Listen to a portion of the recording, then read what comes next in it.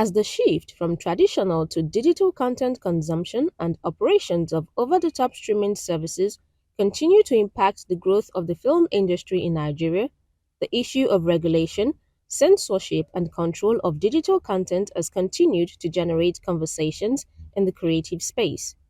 This is why the National Film and Video Censors Board convened the second edition of the Nigeria Digital Content Regulation Conference in Lagos for stakeholders in the film and creative industry.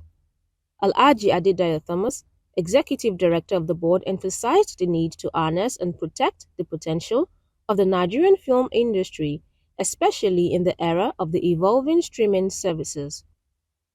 The overall goal of this event is to create a platform for robust dialogue between government, through the regulator, the video on demand platform led by over-the-top streamers, as the government strives to oversee, monitor, moderate, and balance the digital phenomenon for all players.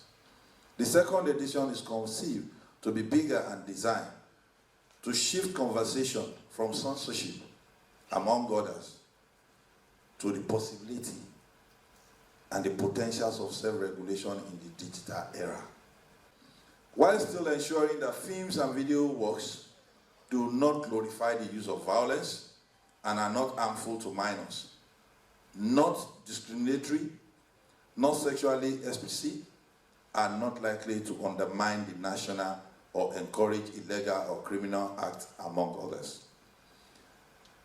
As a nation bound by laws, it is expedient for players in the industry to play by a defined code of operation and subject their business activities to internal laws of the operating geographical space, especially as the ease of doing business policy of the President Muhammad Buhari administration continues to expand the scope of opportunities. As the nation motion picture industry aligns itself with the digital world in content creation and distribution, there is the need to give form, structure, balance, and protection to the digital content consumption so that it does not lose its value and morals. As a government, we are aware of the challenges facing the industry, especially the issues of arbitrary digital content creation with the advent of social media. That is why we have put in place policies regulating the showing of pornographic films and other videos that have explicit inappropriate content. The creative industry and its twin, the tech industry, are driven by youth, and the youth constitute about 53.7% of the population of Nigeria. Nigeria today has the sixth largest youth population in Africa, in the world, and the first in Africa. This, for me, is the greatest asset of the country, and our leaders must tap into this asset by investing massively in the creative and technology industry.